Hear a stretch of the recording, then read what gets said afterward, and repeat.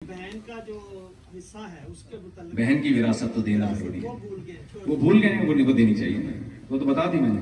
हजरत अभी जो आपने बयान दिया ये जो बंदा टैक्स नहीं पे करता उससे जो कमाई है उसकी वो हलाल है। कमाई का हलाल हराम होने का ताल्लुक तो काम से है ना। काम जायज कर रहा है तो कमाई हलाल है।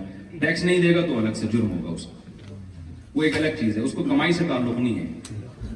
अच्छा भाई, किसी ने सवाल पूछा है, मियाँ जर्मनी में गैर मुस्लिम के दरमियान रहते हैं और कारोबारी मामलात में गैर मुस्लिम के साथ पैसे के लेन देन या मुआहदों पर और खास कर सूद के मुतालिक हमारी रहनुमाई फरमाई। गैर मुस्लिम से सूदी मुआहदा करें ही नहीं आप, सही है ना, करें ही नहीं। उसको बोले हमारे मजहब में सूद हराम है, वो भी गन पॉइंट पे थोड़ी करवाएगा आपसे सूदी मुआहदा।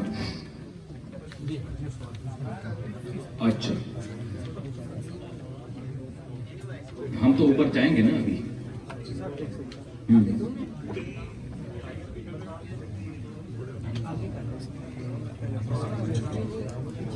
भाई अब्दुल कादिर भाई जो मेरे साथ खड़े हुए हैं, इनकी वाइफ ऊपर खवातीन में बैठी हुई हैं। वो उर्दू भी जानती हैं, जर्मन जबान भी जानती हैं। तो कुछ खवातीन जर्मन खवातीन हैं, वो उर्दू नहीं जानती, वो सवाल पूछना चाहती हैं। तो वो अब्दुल कादिर भाई की वाइफ को अपना सवाल बता दें, वो सवाल उर्दू में मुझे ट्रांसलेट करके दे दिए जाएंगे। मैं उनका जवाब इंशाअल्लाह दे दूंगा अगर आता होगा।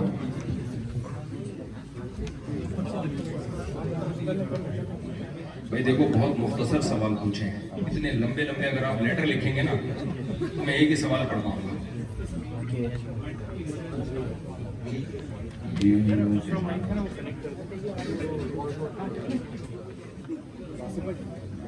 ये अब्दुल कादिर भाई को पर्ची दे रहा हूँ, पूरी लंबा चौड़ा सवाल है। आपने भी फरमाई कि औरतें गैदरिंग हो मस्जिद में। जी, हमारे यहाँ पर पुराने वाक़े में जाए होता है जब औरतें आती हैं मस्जिद में हमारे यहाँ। जी, हमारे ऐसे भी चुके मस्जिद में नमाज नहीं पढ़ी कि किसी ने मना किया कि जमात से नमाज ना पढ़ो। नहीं, जब खवातीन मस्जिद में आएंगी तो फिर जमात ही से नमाज पढ़ेंगी, वो अख्पल तरीके से नहीं पढ़ेंगी। जब मस्जिद में आ गई तो फिर तो जमात से नमाज पढ़नी है। और बाज़ों ने कहा कि सिर्फ दीनी प्रोग्राम में आ सकती है, वैसे नमाज। मेरी राय देखो, इसमें इख्तिलाफ हो सकते हैं। मेरी राय ये कि इस जमाने में जरूरी है। जी जी बिल्कुल। हाँ हाँ, सवाल है जो 3 साल से लेकर मैं घूम रहा हूँ और ख्वाहिश थी कि आपके सामने रखूं। जी, मसला नहीं है, यहाँ माशाल्लाह जो भाई हैं बहुत कमिटेड हैं, काम से आया और के साथ अपने मिशन को पूरा करते हैं। मेरी से गुजारिश है कि आप कोई ऐसा हम सबको कोई मशवरा दीजिए जिससे जो मौजूद हैं इधर वो अब से उसको अपना मिशन बना लें और आने वाली जनरेशन को भी अच्छी गाइडेंस दें। किस हवाले से? वही मैं जो आपका बयान था उसी से रिलेटेड था एक सवाल। जी जी, मैं समझ गया। बात ये है कि अल्हम्दुलिल्लाह अल्लाह ताला का शुक्र है, यहाँ काफ़ी हमारे बुजुर्ग बैठे हैं इंतजामिया में, जिन्होंने सिलसिला यहाँ हमें फराहम किया मस्जिद का, जिससे हम आके यहाँ नमाज पढ़ सकते हैं, अपने बच्चों को तालीम दिला सकते हैं। मैं 30 साल से देख रहा हूँ सिलसिला कादियानी भी यहाँ मौजूद हैं। 30 साल पहले उन्होंने यहाँ एक जगह है कोना मेस, एक उनका इदारा था। कुछ साल पहले मैं बच्चों को लेके गया है मोटिवेशन दिलाने के लिए कि देखो इन्होंने ये किया, हम इंशाल्लाह अच्छा करें। दिखाने बच्चों को लेके गया था, मैं खुद हैरान। जो एक मिशन इदारा था, 3 बने हुए उधर। और हम जो देखिए, इदारे बनाने पर तो यहाँ गवर्नमेंट की तरफ से पाबंदी नहीं है, कानून का सहारा लेके नहीं, बाकी वो यहाँ बहुत क्या कहते हैं मैनेजमेंट की जबरदस्त है। तो आप भी जबरदस्त मैनेजमेंट कर लेंगे। ये तो तभी तो आपसे मैं तो आपको यही कहूँगा, करें आप लोग भी, इदारे पर तो कोई पाबंदी नहीं है। ऐसा बताएं कि आपसे सब अपना मिशन। जी बिल्कुल ऐसे ही है। यहाँ के वकला से, वकीलों से रब्ता करें कि यहाँ कानून के दायरे में रह के आप किस तरह से काम कर सकते हैं। तो ये यहाँ के मकामी लोग हैं, यहाँ के अइमा कराम, उनसे रब्ते में रहें। जी, मेरा सवाल तो देखिए, इतनी सी मजलिस में तो ये सारी बातें मुश्किल हो जाएंगी ना डिस्कस। मेरा सवाल जो है ना वो थोड़ा प्रैक्टिकलिटी की तरफ है। जी, वो इस तरह के बयानात हम हर जगह सुनते हैं, माशाल्लाह बड़ा अच्छा आज का भी था। और अल्लाह ताला ने आपको और बाकी जो इवन के जो मोहल्ले के मौलवी भी हैं, जिनको हम मौलवी कहते हैं, उनको भी बड़ी इज्जत दी है माशाल्लाह। और लाहौर या पाकिस्तान की बात करें तो कूड़ा वगैरह सिर्फ एक मिसाल के तौर पे कि ये जो ये कोई बात नहीं, मैं सवाल तो रिपीट कर दूंगा अपने अल्फाज में। ये जो आप इतनी अल्लाह ने इज्जत दी है, आप लोग अगर ये ऐलान करें ना कि जी जुम्मे को या हफ्ते की नमाज में किसी कि इतवार की सुबह को हम अपनी गली की सफाई करेंगे। ओ जबरदस्त। तो बच्चे भी उठ के, माएँ जो है ना वो बच्चे को भेजेंगी कि कारी साहब जो है जाओ उनके साथ हाथ बजाओ। तो इस इनका तरह मतलब है कि मस्जिद से सोशल किस्म के काम भी होने चाहिए, सफाई के मुहिम। लेकिन यहाँ तो इतनी सफाई है, यहाँ तो नहीं, मैं पाकिस्तान की बात कर रहा हूँ। पाकिस्तान मैं हैरान हूँ, गली की सफाई के बैठ जाऊँ रिलैक्स होने दें।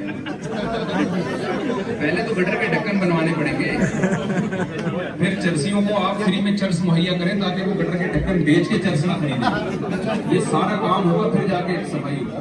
कराची की बात कर रहे हैं। सोशल मीडिया पे आपको काफी गरजते वर्ड्स सामने देखा तो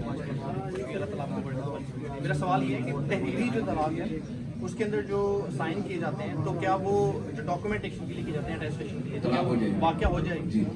हदीस में सलासुन जिद्दुहुन्ना जिद्दुन व हज़लुहुन्ना जिद्दुन, 3 चीजों में हकीकत भी हकीकत और मिज़ाह भी हकीकत, उसमें तलाक भी है। डॉक्यूमेंटेशन में भाई अगर आपने कोई झूठा इकरार कर लिया तो फिर तलाक नहीं होगी, लेकिन झूठ बोल रहा हो।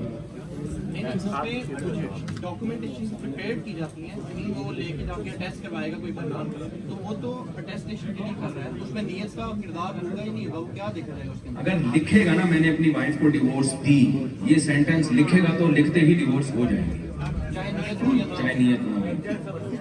हाँ, तलाकनामा पहले बन चुका है तो उसका इकरार अगर झूठा करता है, 2 आदमियों को गवाह बनाए कि मैंने दी नहीं है लेकिन मैं इकरार कर रहा हूँ कि मैं माजी में दे चुका हूँ, लेकिन मैं झूठा इकरार कर रहा हूँ, फिर नहीं होगी। लेकिन किसी की चले फिर मैं आप बात में बताऊँ।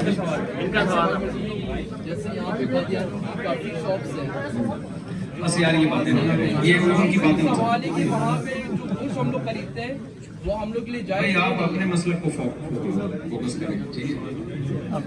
लोन का मसला है, इंटरेस्ट वगैरह वाज़ेह करें कि किस मजबूरी में बंदा ले सकता है। हाँ भाई, लोन का मसला इंटरेस्ट लेना तो जायज़ नहीं, इस्लाम में तो सूदी कर्जा हराम है। शदीद मजबूरी में कर्जा ले सकते हैं, लेकिन शदीद मजबूरी क्या है? अगर आपके पास किराए पर घर रह सकते हैं तो फिर आप मजबूर नहीं है। असल में बहुत ज्यादा हो रहा है, इसलिए हमने कहा था पर्चियां लिख के दे देंगे ना तो ये वो नहीं होगा।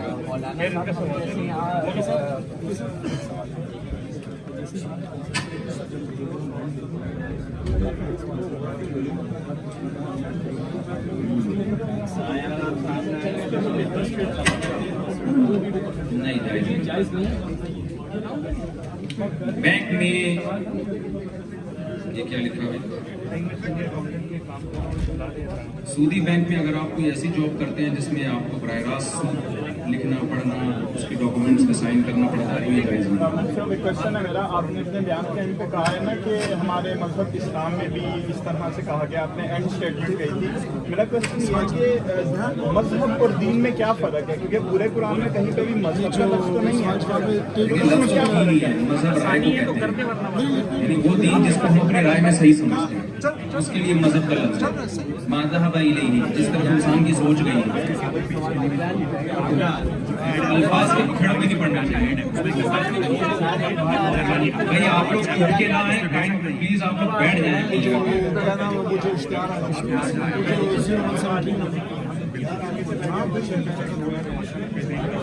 भाई जो लोग बाहर खड़े हुए हैं ना गली में, उनसे गुजारिश है प्लीज अंदर ऐलान करिए, एक स्मार्ट वॉच मिले, पता नहीं किसका है। वो आप लोग बाद में अनाउंस कर दीजिएगा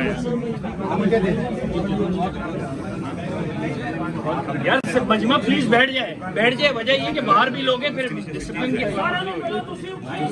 तमाम साथियों से गुजारिश है बैठ जाएं ताकि सुकून से सवाल हो। अगर इस तरह पैनिक होगा तो मुफ्ती साहब चले जाएंगे अभी थोड़ी देर। सब बैठ जाए, उस तरफ से जो लोग बैठे हैं वो भी बैठ जाए, दुआ भी होगी। फिर इस तरह मुस्कुराहट से सवाल जवाब नहीं हो सकेंगे। और ये जो बाहर रोड पर खड़े हुए हजरात हैं और ये जो गेट पे खड़े, ये भी जरा अंदर आने की कोशिश करें, या इस साइड जो मेंबर से राइट साइड पर आ जाए।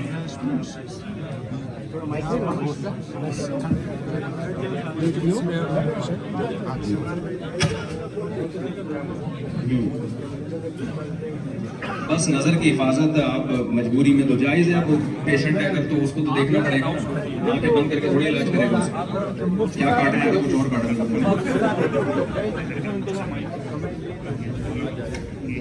है। साथियों से गुजारिश है कि जरा तशरीफ रखे, मुफ्ती साहब सवालों के जवाब दे रहे हैं। और जिस तरीके से शोर गुबा हो रहा है ये ठीक नहीं है। आप मस्जिद में बैठे हैं, मस्जिद के को भी थोड़ा सा मलूज़ खातर रखें कि आप मस्जिद में बैठे हैं, बाहर सड़क पे नहीं हैं। और जो हजरात सड़क पे हैं उनसे भी मेरी दरख्वास्त है कि वो अंदर तशरीफ़ ले आए, प्लीज़ बैठें। लाइट ऑन कर दें, वो लाइट मेरे हाल पीछे से उन्होंने ऑफ होगी। कुरैशी साहब